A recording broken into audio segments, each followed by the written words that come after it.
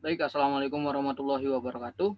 Kami dari kelompok 5 akan mempresentasikan pandangan Islam tentang zakat. Kelompok 5 terdiri dari saya sendiri, Angling Laras, Ardiansyah, Arum Sulistiawati, Mila Putri Humairah, Nadia Amelia, Nilam Niara, Sela Safira Suri.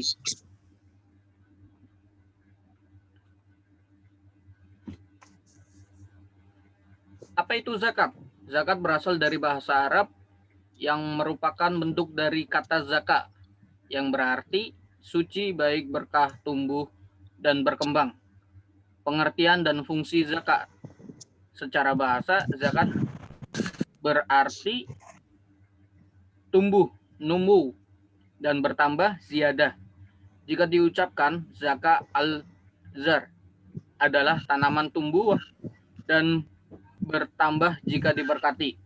Sedangkan arti zakat menurut istilah syariat Islam ialah sebagian harta benda yang wajib diberikan orang-orang yang tertentu dengan beberapa syarat, atau kadar harta tertentu yang diberikan kepada orang-orang yang berhak menerimanya dengan syarat-syarat tertentu pula.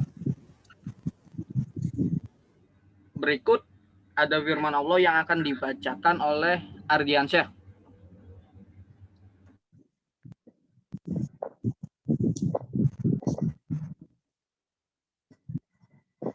Adapun tentang zakat telah dijelaskan dalam Al-Quran, firman Allah surat At-Taubah ayat 103 yang berbunyi, khus min amwalihim sodakotan tutaruhum watazukihim biha wasoli alaihim inna solataka sakanul lahum wallahu sami'un alim. Yang artinya, ambillah zakat dari sebagian harta mereka.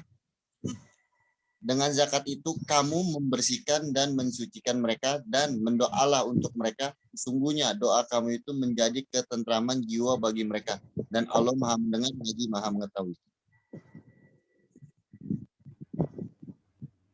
Selanjutnya akan dibacakan oleh Nilam.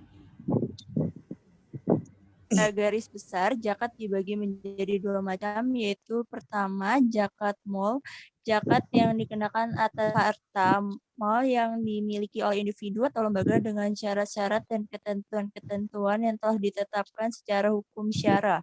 Yang kedua, zakat fitrah atau zakat jiwa, yaitu setiap jiwa atau orang yang beragama Islam harus memberikan harta yang berupa makanan pokok kepada orang yang berhak menerimanya dan dikeluarkan pada bulan Ramadan sebelum sholat Idul Fitri pada bulan Syawal.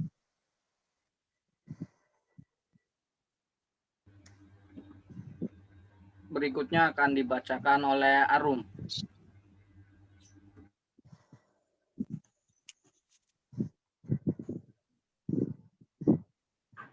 Beberapa golongan yang wajib dan haram zakat.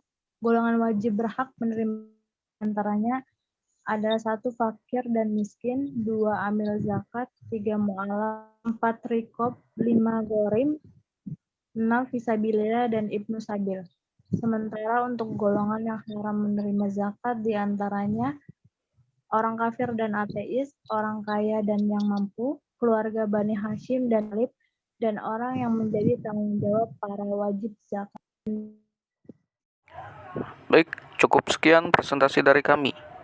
Sekarang kita memasuki sesi tanya jawab. Jika ada yang ingin ditanyakan, silahkan disampaikan. Assalamualaikum warahmatullahi wabarakatuh. Nama saya Siti Dalsida. Saya dari perwakilan dari kelompok 1 ingin bertanya. Ada beberapa orang yang menerima zakat, salah satunya adalah gharim. Apakah yang dimaksud dengan gharim? Terima kasih. Terima kasih atas pertanyaannya. Untuk pertanyaan dari kelompok 1 akan dijawab oleh Sela Safira Suri. Assalamualaikum warahmatullahi wabarakatuh. Saya akan menjawab pertanyaan dari perwakilan kelompok 1. Jawabannya yaitu, gharim merupakan orang yang memiliki hutang. Orang yang memiliki hutang berhak menerima zakat. Namun, Orang-orang yang berhutang untuk kepentingan maksiat seperti judi dan berhutang demi memulai bisnis lalu bangkrut, hak mereka untuk mendapat zakat akan gugur. Sekian jawaban dari kelompok kami. Terima kasih. Baik, terima kasih atas pertanyaan dan jawabannya. Jika masih ada yang ingin ditanyakan, kami persilahkan. Assalamualaikum warahmatullahi wabarakatuh. Saya Nur Abdillah Solihin dari kelompok 2 ingin bertanya, apakah hikmah dari zakat? Sekian, terima kasih.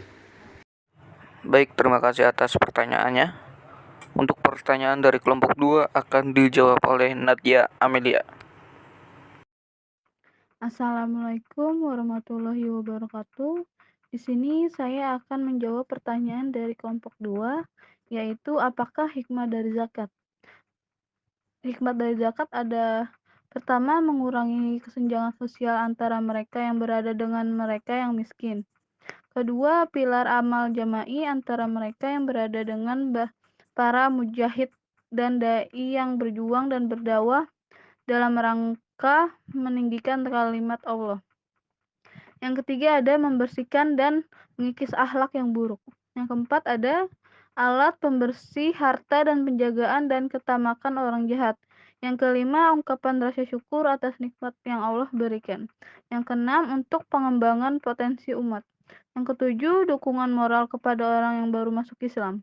Yang terakhir ada menambah pendapatan negara untuk proyek-proyek yang berguna bagi umat. Baik, terima kasih atas pertanyaan dan jawabannya. Jika masih ada yang ingin ditanyakan, kami persilahkan. Assalamualaikum warahmatullahi wabarakatuh. Perkenalkan, nama saya Ridwan. Saya dari kelompok 3.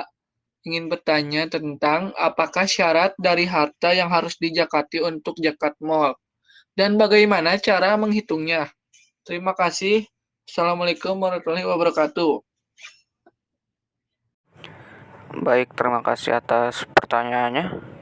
Untuk pertanyaan dari kelompok 3 akan dijawab oleh Nilam Niara. Assalamualaikum warahmatullahi wabarakatuh. Saya akan menjawab pertanyaan dari kelompok 3. Untuk jawabannya, yang pertama milik penuh, yang kedua bertambah atau berkembang, yang ketiga cukup nisab, yang keempat lebih dari kebutuhan pokok, yang kelima bebas dari hutang, yang keenam sudah berlalu 1 tahun. Nisab zakat mal adalah sebesar 85 gram emas dengan tarif zakat 2,5%. Untuk cara menghitungnya, zakat mal yang harus kamu bayarkan 2,5% dikali jumlah harta yang tersimpan selama 1 tahun. Sekian untuk jawaban dari kelompok kami. Terima kasih. Baik, terima kasih atas pertanyaan dan jawabannya. Jika masih ada yang ingin ditanyakan, kami persilahkan. Assalamualaikum warahmatullahi wabarakatuh. Saya Diana Safitri dari kelompok 4 ingin bertanya, apakah hukum dari zakat? Terima kasih. Terima kasih atas pertanyaannya. Untuk pertanyaan dari kelompok 4 akan dijawab oleh Mila Putri Humaira. Assalamualaikum warahmatullahi wabarakatuh. Di sini saya akan menjawab pertanyaan dari kelompok 4, apakah hukum dari zakat? Zakat merupakan salah satu rukun Islam dan menjadi salah satu unsur pokok dari tegaknya syariat Islam. Hal ini ditegaskan dalam sebuah hadis dari Ibnu Umar, bahwa Rasulullah menyebutkan bahwa Islam dibangun di atas 5 tiang pokok, yaitu kesaksian bahwa tiada Tuhan selain Allah dan Muhammad Rasulullah, mendirikan sholat, menunaikan zakat, berpuasa pada bulan Ramadan, dan naik haji bagi yang mampu. Oleh sebab itu, hukum zakat adalah wajib atau fardu atas setiap muslim yang telah memenuhi syarat-syarat tertentu. Baik, terima kasih atas pertanyaan dan jawabannya. Dengan ini, kami akhiri sesi tanya jawab. Terima kasih. Dengan berakhirnya sesi tanya jawab ini, berakhir pula pertemuan kita kali ini. Terima kasih. Kami dari kelompok 5. Wassalamualaikum warahmatullahi wabarakatuh.